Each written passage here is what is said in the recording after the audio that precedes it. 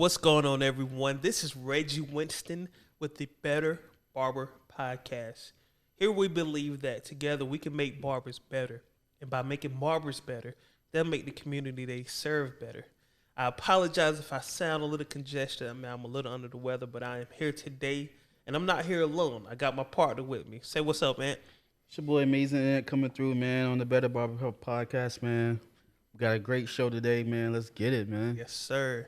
Man, in today's episode, we're going to talk about tools of the trade and what tools do every barber need. And when I say tools, not just skills. We ain't talking about skills, right? We're talking about the actual physical equipment. Items, that they really need, the essentials, the things that can make them better, faster, stronger, smarter, all these things, right? Tools can't do all that, but they'll make them a little bit better as a barber. Before we get started, man, let's talk about our journey, man, and this whole thing. You've been in it now for how long? I've been in the barbershop since 05. 05? I've been in since 2011. The amount of clippers that I have purchased over the years, ridiculous, right? Right. How many would you say you have purchased? Probably about 70. Yeah, at least. I think I got that at the house right now. Right. I sold a bunch of my stuff, though. Man, I remember, man, getting in, starting new, man. Everything that come out, you got to buy it, boy. You got to at least try it. And mentally, your mind, this is an investment. And I had to stop saying that, like, when I caught on that it really wasn't an investment. It was a purchase I made, and it was an expense that doesn't make any money when it's sitting there, right? But if you're using it correctly, you got to use it, then it can help make some money, but you still having to do work with it. Far as tools go, man, outside of clippers, are there any other things that you have bought repeatedly or numerous of? Like certain razor blades or something like that, you know what I'm saying? Because, that's what you need. For sure. Jonesy, man, he was talking about some Turkish razors the other day, man. Did he let you try those? Shout out to Jonesy Sharp, man. He swear up and down these Turkish razors are the best ones he's ever used in his life. For me, it's to Shape You. You ever use them? You let me try those. Man, them things are amazing. They're expensive, but they're really good. Right. Man, before we get too far along in this conversation, man, let's get a word from our sponsors right quick. Today's sponsor is 21 Bad Habits by Curtis Smith. This book is an amazing book by a barber, a mentor, and a friend. It's going to help you get rid of those bad habits and change those bad habits to good habits to improve your life. As I always say, your discipline determines your destiny. So get this book, change your habits, change your life. 21 Bad Habits. You can find it on Amazon or exoticsproducts.com. Shout out to Curtis Smith. What should a young barber, new barber, or student barber, or somebody just walking into the shop, what things do they need in their kit? The main thing they need is some A1, day one hitters, trimmers. Because your trimmers, you can have some mediocre clippers, but your trimmers need to be on point. Because that's what solidifies the haircut. Yes, sir. Even a brand new barber who's fresh in school, they need some hitters right away. Maybe not hitters, but they definitely need, because, I won't say. Because the pressure ain't there. Yeah, they don't ain't got the understand, pressure boy. Yet. But they definitely need tattoos, something that can, give them a nice defined line, but maybe not some hitters because they're not experienced for it. But some wall magic clips, masters. The magic clips specifically? Wall. Okay. I just want to make sure, because Wall has numerous clippers. They got the legends, the magic clips. Magic clips is the way to go. Yeah. Definitely a nice clipper, a nice trimmer, and I guess a nice razor holder too. Now, clipper, trimmer, razor holder. That's only 3 tools. I don't need a lot. But what do we typically see with other barbers? About 300. If you give them 10, they got 2 of each. If you give them 10 spots on their station, they gonna fill all 10 of them spots. All 10 of them. Man, I remember, and then 1 or 2 in the drawer. Terrible confession here. I had a trimmer for the left side of the head, and I had another trimmer for the right side of the head. Yeah, I was a new barber out here before. Yeah, I was young and dumb, believe it or not. But yeah, I used to have a trimmer for the left side, a trimmer for the right. I had the kid trimmer. I had the neck trimmer. Yeah, I do. I still have a kid trimmer though, man. because I mean, you can't just put that hitter on the little kids, man. Yeah, cause they want to jump already, man. Especially they move. What hitter would you say, man? What hitter would you recommend? You used a lot of trimmers before, though. For years, I used before they went cordless. I was a wall detailer guy. Between that and the Andy Slimline. But now I do the cordless Andy's detailer. The black GTX. You got the black GTX and then you got the gray one too. I got the gray one. You got the black one. I got the gray one. My gray one still be hitting too. Yeah, it's just loud. That's the only reason I don't really use it. It's super loud. But I put that blade from the GTX on that one and it hit. Yeah, that's a definitely strong trimmer. Gives really good results. When I first started, man, I wanted to be this wall guy. I wanted to be all wall, and I used the detailer. One thing I found about that detailer, though, it had like this. The piece that moves the moving blade was plastic, and it warped over time. And instead of moving side to side like this, it seemed like it started to move more in a circular motion.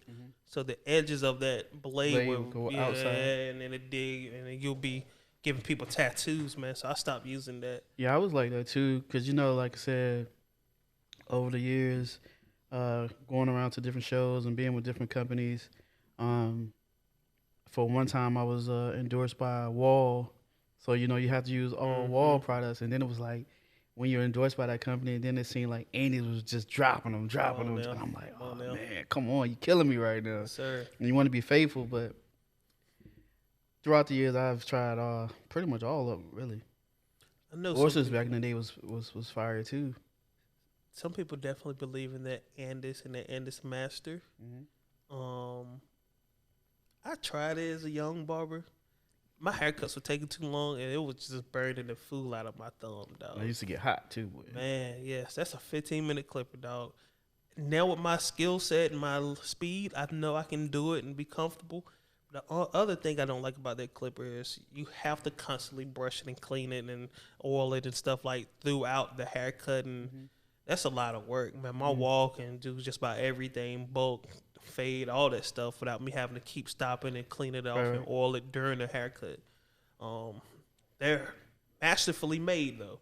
If you break a master down, man, the wires and the placement of everything is really done well. It's a really nice premium product. I know a lot of people try to use the cordless version of it, but that has some situations similar to that wall with that plastic piece when it gets loud. Did you ever try the cordless masters? Well, I have one now on my station. I use it. I like it. I mainly use that for like finishing, like fine toothing, fine cleanup. You know what I'm saying? The teeth. Not more or less the. Now I guess certain maybe hair textures I will use it. More like your straight hair, mixed straight hair, like the curly hair. But it's more mainly for defining the haircut. Another thing, or a few more things I think people definitely need that bag is a good cape. Maybe two of them, a cutting cape and a shampoo cape. Shampoo cape is going to help be with more water resistant and chemical resistant stuff. You're doing a chemical service. Solid neck strips. They have those ones that stick. Those are pretty cool, but I don't like it once. Like my mind, my flow of doing things is once I'm done with the haircut, I take the neck strip off, spray it, and then clean up the customer, right? Those don't seem to absorb the moisture. Yeah, they don't absorb the alcohol well for me or whatever the astringent I use. So I still kind of prefer the old school standard neck strips. You get more in the pack, cheaper price. They're just not wide enough. I think they should make those wider moving forward to give us more surface area and to keep the cape off the people's neck. What else, man? Some solid combs. You need a whole lot of combs. Some shears. Shears, too. Oh, yeah. then we'll get there to the shears because that's an important thing to discuss. And I'm still a little lost on it. And I know you've been around. You can help me out with that. But combs, barbers, please do not use the same comb throughout the entire day. I personally use a comb for before the shampoo and a different comb after the shampoo. So I typically use 2 combs per customer throughout the day.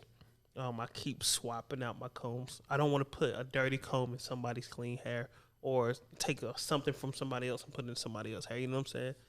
But definitely, let's talk about the shears since you brought the shears up. To me, shears have been hit and miss. Of course, you coming in with a little bit of income. You're not doing a bunch of shears. You ain't trying to spend that $1,200 or $1,500 or $1,300, whatever it is, on those Hanzos or those other expensive brands. What advice would you give a new barber coming in, man, on purchasing shears and how to, pick the right ones? I think when you first coming in, it's gonna be trial and error because you got to get the ones that fit you, fit your hands, how you operate. You know what I'm saying? Whether you left hand, right hand, because it does make a difference. I would say if you get some in your kit, just get familiar with using them first before you go and endeavor to try to buy something that you're not even using on a consistent basis. Right. So use the ones that you got. Maybe get them, sharpened if they're not, cutting like you want. Use those first and get in the habit of using them. And then once you get in the habit of using them, then explore other options. Like the Hanzos, I had those when I was in Jersey. And I wish I still had them. I think I left them. Someone took them off my station as I was packing when I moved back here. So it hurt because they. You get just a tissue right quick. Yeah, because they're expensive. So you don't be here crying, man. I got them from what's the show in New York? BarberCon. BarberCon. Nice, yeah. We definitely gotta go back to BarberCon. I was a cricket guy. Go right over here, Sally's, get them cricket shears down for $30. I mean, they work. They work. Now, are they the best shears? No, of course not. Not at $30, but I thought they were solid for how much I was using them for. Then I know another thing with shears, you gotta kind of measure the length of it with your hand, and barber shears are different from cutting shears and thinning shears. You got so many different style shears. I think it's best, like you said, man, start with something inexpensive but it's solid, and get used to using them first. Know that's what you're going to be doing a lot. And if then you start to make that investment into something bigger and better. The Hanzo, they come with like a lifetime warranty or something like that. Do they sharpen them for you or no? You can send them back. Okay. So that's why you spending more money. Okay. But I think, from my understanding from when I did have them, that once they were sharpened, they pretty much stayed sharp like that. And you had one pair? Okay, cool. I had one pair and then one, I think I still had the thinner shears over there. Nice. Man, you know what else you got to have in your bag, your kit? Some Cool Care or some type of clipper spray that's going to not only disinfect but also help lubricate your clippers a little bit. I ain't talking about like replacement for oil, but I'm just saying something to quick spray between customers and make sure your stuff is clean and still going to work properly. Definitely a bottle of oil. You should definitely keep that in your bag. What else you got? The can air. Oh, yeah. That's that good. helps out. Keep that clutter from under there. For sure, because a lot of hair will get trapped up in those blades and between that clipper. Another thing I can think of, man, would you recommend a shaver? Yeah. I think the Andis or the Wall one, about $80 works fine. Even Babbler's got a nice. Yeah, well, the Andys they're not even that expensive right now. I think they like $45. Oh, that's good. Now the what's it called is for like $80, $90. The Babblers. Okay. I do not recommend here. I do not recommend any barber spending their hard-earned money to go get the Braun Series 9. That's like $300 something bucks. And I want y'all to follow me on this. I've said it in numerous videos before. The application of it, like actually using it, gliding across somebody's skin or face, is really smooth. But to me, it doesn't leave the face as smooth as a Andis would or Babyliss would. It's been numerous times, and I showed you, where I use that bronze first, and I come back with the Andis or the Babyliss, and it removes even more of the hair. So I wouldn't recommend you spend your money on it. If you want something like that, consider the Panasonic Arc 5, I think it is. It's like $100 cheaper. You can get the base with it, the cleaning station, all that stuff can come with it, but it's $100 cheaper than that bronze. It's typically $100 cheaper, but that'd be the one I recommend if you have to have a wet and dry shaver. What else, Chap, they need, man? So solid, clean brushes, plenty of those. Barber side, make sure you have that with you at all times. You might not be able to use that traveling, right? But on your station, at least have some good barber side. What else can they use, man? What's another essential tool in the bag? I know I'm forgetting some. Well, we can look around, right? Right. Man, if you're using Shaving gel. Yeah, shaving gel. Yeah. That one that's not gonna dry up too. Yeah. In between. Yeah. Tell me, what shaving gel are you preferring right now? What's the one that's in the white? It come in a white canister. It has like, it's either black or green writing on it. I can see it in my face, but I can't think of the name. It's not Black Ice, is it? Okay. It's old school. It's before all these other companies. Like the level is nice too. Okay. Elegance got a nice one too. My favorite one right now is the Exotics shave gel. Their shave therapy and their shave gel are amazing. I like all of their products. A little bit go a long way. Come back with that the facial. The Blue Water. The Blue Water. Yeah. Yep. That's a good shave gel in my opinion. A little, like I said, you can stretch a lot. We had the young gentleman. He came in yesterday looking for it. Nice. I saw him was out. We got to order some more. Yeah, we got to definitely order for Exotics. Shout out to Curtis Smith, the founder of Exotics Products, the author of 21 Bad Habits and What to Do to Fix Them. Had me featured in there with my bad habit.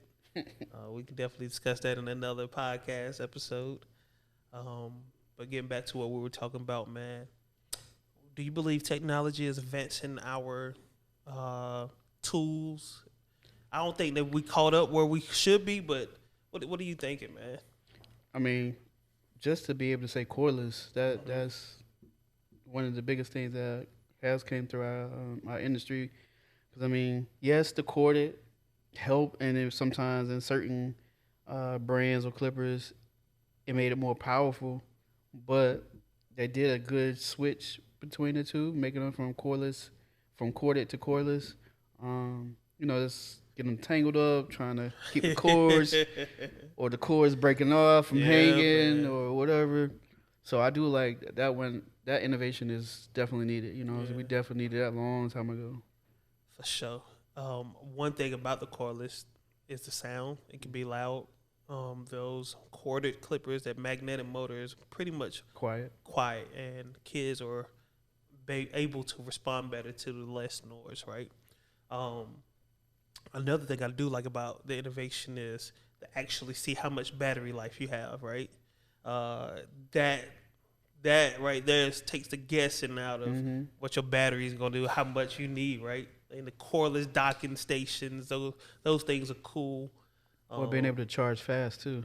Yeah, to me, they're getting there. They're still not spending a lot of money. I will say though, this innovation, this tech has definitely taken the price up on our stuff, right? Because that is not the fun part. But what could be 60 now is 100. Oh yes, sir. Absolutely. It's 160. You remember, like years ago, we talked about how cool it would be. I think it was on the podcast a while back where we talked about how cool it'd be to have an app connected to your clippers, so you know when to oil it. The battery life, of course, how much run time you've had on it. Create like a leaderboard on how much you've used your clipper. That'd be so cool, right? What's the Apple has that? It comes once a week. What is it? It shows you. The summary. That'd be cool, dog. Like you use this clipper this amount of time. So yeah, that'd be so cool, man. I think Wall and this Wall Babblers, if y'all listening to this, please consider creating a mobile app where it can connect with your clippers and so on. Yeah, you put your what's the idea serial number in for your clippers, and then it connects to that brand platform, and it could tell easy you. To register, right? Yeah. Or you away, your clippers cut on, you know, somebody at the shop using your stuff. Right. Oh man, yeah, man, that'll be so cool, man. I think we still got time to get there. I think these industries, I mean, not these industries, these brands are really pushing.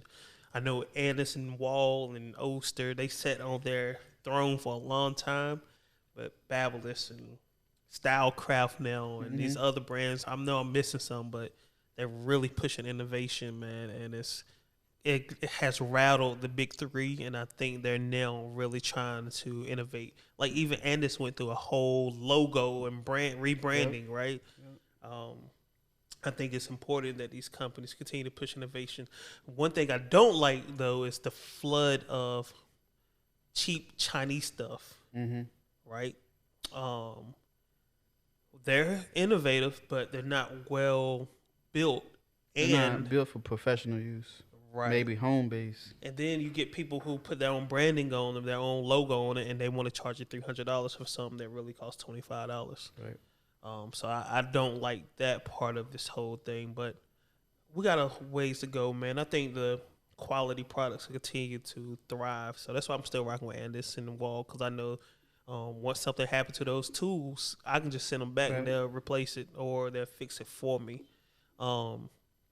What do you do to maintain your tools, man? Because you when you start cutting hair, bro, you cut all day. You don't have no. How about this? You rarely have breaks between customers. You get your lunch break, of course, but your schedule is pretty much booked, man. How do you maintain your tools? Starting off in the morning, you want to make sure they're all oiled for that day. You know what I'm saying? Before you use them. Keeping them lubricated and keeping them clean is the lifeline or the longevity of clippers, you know. Yeah. Some of us use them and don't take those necessary steps to, you know, clean them or whatever. And then, like, you know, once a week I like to take them and put them in the solution? Blade wash. Right. Yeah. Make sure you get all that stuff that's caked up in there out and stuff like that. But mainly it's just keeping them clean and lubricated. For sure. Blade wash is really good stuff. Definitely after you use the blade wash, make sure you leave your clipper with the blade facing down so all that stuff don't run into out. The clipper. Yeah. Because once it get in there on that motherboard, it's kind of, your joint's fried at that point. What would be your advice for barbers, man, and helping them invest into the right tools, man? What advice would you give them? Because you already know, man, they go every time they get some money, they're going to buy some clippers or buy a new tool, this new gimmick, right? What would be your advice?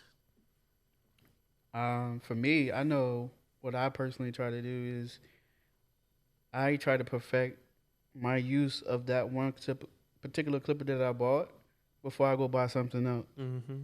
Make sure I'm trying to think of the word I want to use. Mainly just equip. Make sure that I get the full usage out of that. You know what I'm saying? Got my money back. I've learned how to use it. And, you know, now I've used it to the best of my ability before I go and... Because every time you buy something, you're putting that to the side. Mm-hmm. You're not using it. So you're not getting the money or your value out of what you just already purchased. Mm-hmm. So you want to make sure that you're getting your full potential out of whatever you buy before you go buy something else. And before you buy something, make sure you talk to another barber that may have that clipper that you already have. You're thinking of buying. Mm-hmm. See how they like it. They pros and cons about it before you go buy it. Because once you buy it, you got it. It's yours. Hey, man, I would say for all the new barbers that come work around me, buy everything, please, so I can use your stuff. Because I would love to see how it works and how long it lasts without having to purchase it myself. Right. Jokes aside, though, man, I always recommend, man, like you say, master what you already have. Use it to its full potential. If you feel like it's slowing you down, that's when you consider making the upgrade, right? Mm-hmm. But all the new shiny stuff that keeps coming out, it will continue to come out. All the new colorways, all the new... It's going to look good. It's just shiny. That's it. Instead of going to drop that $300 on that new clipper, drop $250 on your advertising on Instagram and Facebook, and use $50 to buy something a little bit less expensive, or go to Facebook Marketplace or these other places where you can purchase something nice for a cheaper price. It's always barbers in the barbershop that you work at typically is trying to sell something as well who might need the money. So consider using their stuff and figuring out if that's something you want, and then make your purchase decision from there. Again, this is the Better Barber Podcast, and we've been doing this thing now consistently every week, champ. Be proud of ourselves.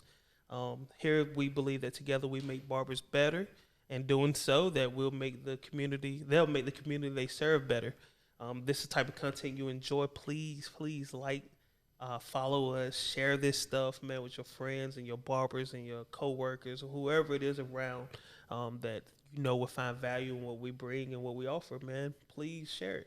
Again, this is a top 10 barber podcast in the entire world. So shout out to Amazing Ant for being a part of it. Shout out to the team for making it possible. Antoine and Brock, we appreciate y'all in the background making this thing go. Man, to the next episode.